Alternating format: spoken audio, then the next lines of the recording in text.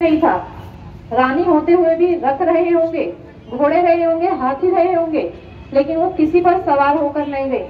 कपिलवस्तु से 500 महिलाओं का जत्था लेकर पैदल पैदल निकली और वैशाली तक आई। और जैसे अभी कहा था कि जब कोई जंग महिलाएं छेड़ती हैं तो निश्चित रूप से उसमें सफलता मिलती ही मिलती है। माता महाप्रजापति ने वो एक जिद छेड़ी जब कोई महिला सन्यासी नहीं थी। 500 महिलाओं को लेकर के वो कपिलवस्तु से वैशाली की यात्रा शुरू करती है। लगभग 300-350 किलोमीटर की यात्रा वो करती है पैदल यात्रा करके, और उस मिशन में वो सफल भी होती है। अंततः भगवान बुद्ध को भी उनकी बात माननी पड़ती है और भिक्षुणी संघ बनाना पड़ता है। तो क्या माता और उनकी उम्र उस समय माता महाप्रजापति की आयु 80 वर्ष की थी। हम तो फिर भी बहुत जवान हैं अभी, हमारे पास तो फिर भी बहुत सारी गाड़ियां हैं अभी जाने के लिए। तो क्या हम लोग नागपुर से बोधगया नहीं पहुंच सकते?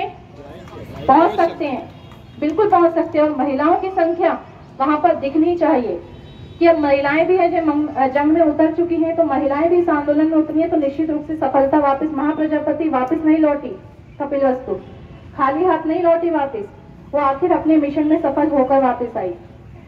संघमित्रा भिक्षुणी सम्राट अशोक की पुत्री, हम लोग जानते हैं, भिक्षुणी बनी, अरहंत भी हुई, और एक मिशन उन्हें मिला श्रीलंका जाने का।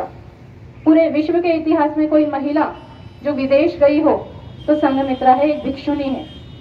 भगवान बुद्ध की पुत्री, शाक्य पुत्री संघमित्रा है। भगवान बुद्ध के समय से ये जो महिलाओं में दृढ़ संकल्प की भावना है वो संघमित्रा के अंदर भी थी। संघमित्रा अरहंत थेरी भारत से निकलती हैं और श्रीलंका की यात्रा शुरू करती है, जबकि उस समय उनके पिता सम्राट अशोक के मन में द्वंद्व होता है कि वो कैसे विदेश जाएंगी। आज भी आपके पास में, आपके बच्चों के पास में फोन है, इंटरनेट है, बातें करने के लिए सब कुछ है, तब भी आप अपनी बच्ची को बाहर विदेश में पढ़ने के लिए संकोच करते हैं। एक बार अगर पहुंच भी जाए तो दिन में 4 बार फोन करके पूछते हैं कि ठीक ठाक है या नहीं। उस जमाने में कोई इंटरनेट नहीं था, लेकिन फिर भी संघमित्रा की यात्रा भारत से, उसने अपने पिता को कहा आप चिंता मत कीजिए, मेरा भाई वहाँ इंतजार कर रहा है, महेंद्र भिक्षु वहाँ इंतजार कर रहे हैं मेरे भाई, मुझे जाना होगा। भारत से यात्रा शुरू करती है 11 भिक्षुणियों के साथ, श्रीलंका पहुंचती है। श्रीलंका में पहली, मैंने बताया विश्व की पहली महिला जो विदेश गई हो। दूसरा, विश्व में यदि कोई मानव रोपित पौधा, सबसे प्राचीन मानव रोपित पौधा है तो श्रीलंका के अनुराधपुर में खड़ा हुआ बोधि वृक्ष है, जिसे संघमित्रा ने रोपित किया था, जिसे संघमित्रा भारत से लेकर गई थी। और संघमित्रा वापस कभी नहीं आई, भिक्षुणी संघ की वहां शुरुआत की, और वो भिक्षुणी संघ आगे चाइना तक, और चाइना से लेकर अनेक देशों तक, और आज वापस वहीं से जो है भारत तक वापस आया है।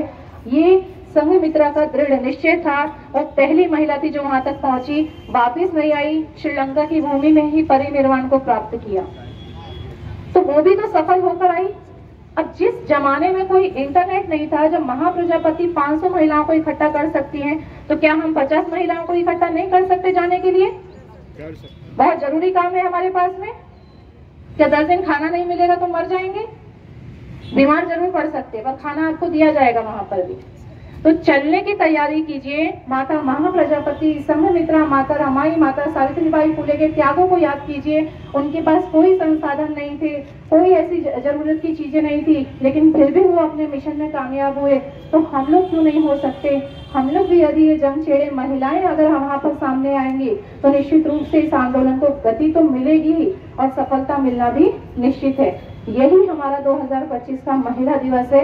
अगर वास्तव में महिला होने पर आपको नाज है तो ये महिला होने के नाते आपको वहां जमीन पर उतरना होगा, जमीन पर उतरना होगा और इस आंदोलन को सफल बनाना होगा। तो कौन कौन चलने के लिए तैयार है हमारे साथ? पुरुषों को भी अनुमति है, ऐसा नहीं है कि केवल महिलाएं जाएंगी, पुरुषों को भी अनुमति है। उपासक और उपासिकाएं भिक्षुणी संघ के नेतृत्व में, भंते जी से भी याचना है, भंते जी आप लोग भी हमें जो है बल देने के लिए आप लोग हमारे साथ में रहिए। हम लोग 17 तारीख को सुबह हम लोग 5 बजे यही शताब्दी चौक से बस निकलेगी। मुझे समझ में आया, क्योंकि यही घोषणा हमने 6 तारीख को भी, 7 तारीख को भी कार्यक्रमों में भी की, तो कुछ लोगों का था सुबह 5 बजे, उतना जल्दी हम नहीं कर पाते हैं। अगर 5 बजे आपको शादी में जाना हो तैयार होकर तो चले जाएंगे, है ना। 5 बजे कोई जल्दी नहीं है, आपको कोई तैयार होकर सर धज के नहीं आना है, आपको कोई नाश्ता खाना टिफिन बनाकर नहीं आना है, सीधा आना है, बिस्तर से उठे और बस में आके बैठे, बस में आकर सो जाइए। पूरा दिन है हमारे पास में, नाश्ता खाना सब कुछ मिलेगा आपको। 6,000 रुपये पर पर्सन रखा गया है। 12 तारीख की अंतिम डेट है। जिसे भी मैंने अभी आपके पास 10 नाम भेज दिए हैं, 10 नाम पहुंच चुके हैं उनके पास में। 40 सीटें बची हैं, 50 सीटर बस है, 10 हो गई हैं, 40 और बची हैं। ज्यादा होगा तो हम 2 बस करेंगे, लेकिन नागपुर से हम लोग 2 बस लेकर, 1 बस लेकर वहां जाएंगे। और वापसी जो है इस महीने की फिलहाल हम लोग 21 तारीख को निकलेंगे, 22 तारीख को वापस नागपुर आएंगे। फिर लगेगा तो हम अगले महीने फिर जाएंगे। जब तक आंदोलन सफल नहीं हो जाता तब तक हर महीने जाएंगे।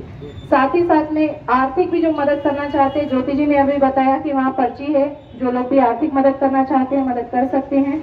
हमारा बोधि पक्षीय धम्मा फाउंडेशन 50,000 रुपए का सहयोग वहाँ करने वाला है। पूरी तरीके से 50,000 का सहयोग हम लोग कर रहे हैं। अब इसमें बहुत सारे लोग ऐसे बैठे हैं संकोच में कि जाना तो चाहते हैं लेकिन परिस्थिति नहीं है जाने की। हम लोग क्या करें, कैसे सहयोग कर सकते हैं? तो बहुत सारे तरीके हैं, मन को निराश करने की जरूरत नहीं है। जो लोग चल सकते हैं वो चलें, जो लोग नहीं चल सकते कम से कम आर्थिक मदद करें। तीसरा, अगर आपके पास में धन संपत्ति है और आपको लगता है कि आपका कोई मित्र, आपका कोई पड़ोसी, आपका कोई रिश्तेदार जो जाने की क्षमता में है लेकिन उसके पास पैसे नहीं है, तो आप उसके पैसे भर कर दीजिए और उसको भेजिए वहां पर। ये सबसे बहुत अच्छा तरीका है कि आप लोग उसके, भोपाल से एक बस निकली हुई है, भोपाल से, उसमें 50 लोग हैं। 50 की 50 ऐसे हैं जो समय दे सकते, पैसा नहीं दे सकते। उन 50 को पैसा देने के लिए और 50 ढूंढे गए, उन 50 लोगों ने इनके पैसे दिए और ये 50 लोगों की बस निकाली गई। तो इतना तो हम लोग कर सकते हैं। आज हमारे पास पैसा है तो अपने आसपास में बहन भाई, रिश्तेदार, पड़ोसी, परिवार के जो भी आपको लगता है कि समय दे सकते हैं, आप उनके पैसे भरिए और उनको भेजिए। लेकिन अगर आपके पास वो भी नहीं है तो ये अंतिम ऑप्शन है कि ये धरना, रैली, विरोध प्रदर्शन, ज्ञापन देना, ये अलग अलग तरीकों से इस आंदोलन को जगह देते रहिए, इस आंदोलन को गति देते रहिए, ताकि हम बोधगया में बैठे हों तो हमें पता चल रहा हो कि नागपुर के उपासक उपासिका लगातार बोधगया तक अन्य एनर्जी पहुंचा रहे हैं। यहाँ धरना करके, यहाँ विरोध करके, रैली निकालकर, अभी अनाउंस हुआ कि अगले संडे को 16 तारीख को भीम चौक से संविधान चौक तक जो है एक रैली का आयोजन किया गया है, तो उसमें शामिल होइए ज्यादा से ज्यादा। तो जो भी आप अगर पैसा नहीं दे पा रहे, बोधगया नहीं पहुंच पा रहे, तो कम से कम अपने जिलों में, अपने शहरों में अनेक प्रकार से आप लोग सहयोग कर सकते हैं। वो सहयोग कम से कम आप कीजिए। खाली यहाँ बैठने भर से काम नहीं चलेगा। अब सभी संस्थाओं को एक प्लेटफॉर्म पर आना पड़ेगा और ये बोधगया के आंदोलन को सफल बनाना पड़ेगा। भगवान बुद्ध का वज्रासन बोधि वृक्ष के नीचे, जहाँ न केवल इस काल के सम्यक संबुद्ध गौतम बुद्ध ने बोधि ज्ञान को प्राप्त किया, बल्कि जब हम पढ़ते हैं